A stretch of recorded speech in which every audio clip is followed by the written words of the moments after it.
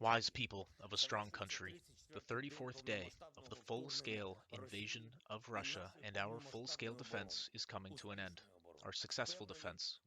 I'm sure you saw the news today that the Russian military command has allegedly decided to reduce hostilities in the directions of Kyiv and Chernihiv. Well, the same can be said about Chornobyivka, as if the Russian aviation simply decided to fly less and the Russian military vehicles to drive less. I am grateful to all our defenders, to all those who ensure the defense of Kyiv. It is their brave and effective actions that force the enemy to retreat in this direction. However, we should not lose vigilance. The situation has not become easier. The scale of the challenges has not diminished. The Russian army still has significant potential to continue attacks against our state. They still have a lot of equipment and enough people completely deprived of rights whom they can send to the cauldron of war. Therefore, we stay alert and do not reduce our defense efforts, both in the north of our state and in all other regions of Ukraine, where Russian troops have temporarily entered. The defense of Ukraine is the #1 task now, and everything else is derived from it. It is on this basis that I consider the messages on the negotiation process, which is underway at various levels with representatives of the Russian Federation. The enemy is still in our territory. The shelling of our cities continues. Mariupol is blocked. Missile and airstrikes do not stop. This is the reality. These are the facts. That is why the armed forces of Ukraine, our intelligence, and all those who have joined the defense of the state are the only guarantee of our survival today, as a nation, as a state, the guarantee that works. Yes, we can call positive the signals we hear from the negotiating platform. But these signals do not silence the explosion of Russian shells. Of course, we see all the risks. Of course, we see no reason to trust the words of certain representatives of a state that continues to fight for our destruction. Ukrainians are not naive people. Ukrainians have already learned during these 34 days of invasion and over the past 8 years of the war in Donbass that only a concrete result can be trusted.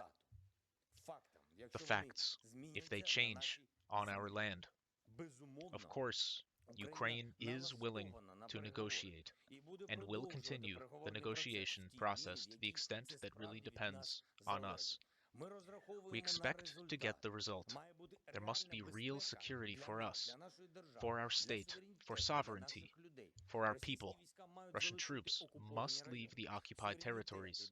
Ukraine's sovereignty and territorial integrity must be guaranteed. There can be no compromise on sovereignty and our territorial integrity, and there will not be any. These are clear principles. This is a clear vision of the possible outcome.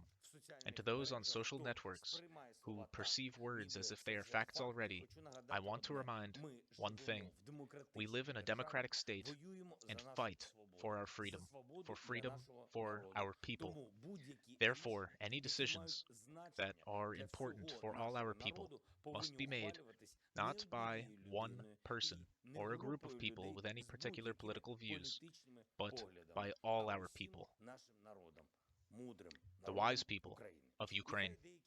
And certain countries should not even expect that certain negotiations will facilitate the lifting of sanctions against the Russian Federation. The question of sanctions cannot even be raised until the war is over, until we get back what's ours, and until we restore justice. On the contrary, sanctions must be strengthened, intensified weekly, and they must be effective, not just for headlines in the media that sanctions have been imposed, but for real peace. Real peace. And to ensure this, a team of Ukrainian and international experts has already begun to work to assess the effectiveness of the sanctions imposed on Russia. On the Ukrainian side, this area is coordinated by head of the President's office, Andriy Yermak, and on the international side by Michael McFaul. During the day, the rescue operation was ongoing in Mykolaiv. The debris of the building of the regional administration, destroyed by Russian missile strikes, was dismantled.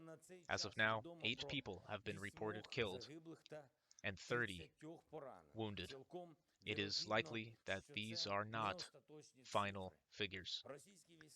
The Russian troops hit Mykolaiv very insidiously, at a time when people came to their workplaces in the morning.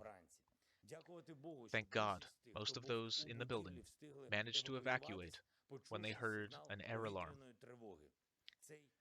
This is one more act of the Russian so-called denazification of Mykolaiv that took place in the morning after the anniversary of liberation of the city from Nazi invaders.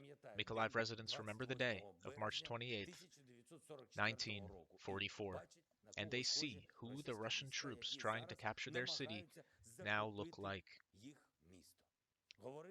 I spoke about Mykolaiv today in my address to the Danish Parliament and the Danish people. I invited the society of that country to take part in the reconstruction of the city and the region after the war.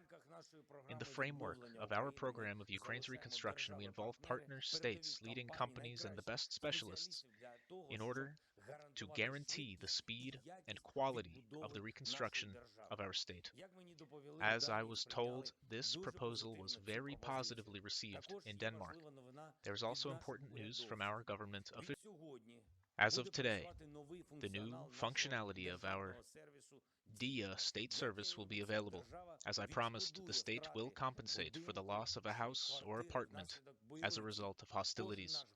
Every citizen of ours can already submit an application in DIA.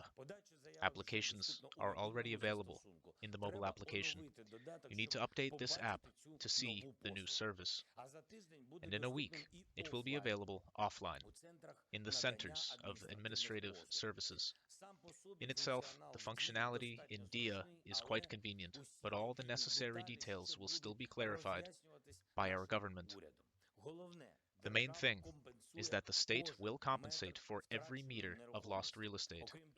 In addition, government officials today expanded the program to help those institutions that support IDPs from the areas of hostilities.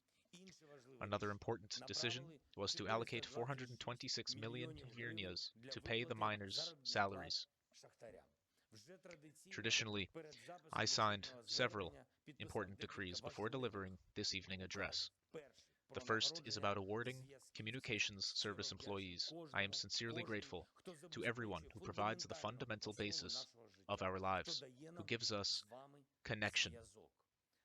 By the way, on the day of the beginning of the Russian invasion, the first missile strike in the JFO area was made against them.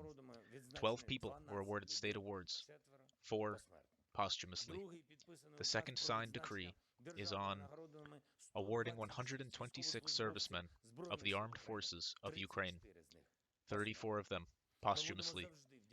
We will always be grateful to each of our defenders for the defense of our state in the Ukrainian patriotic war against Russia. May the memory of everyone who gave life for Ukraine live forever. Glory to each of our heroes. Glory to Ukraine.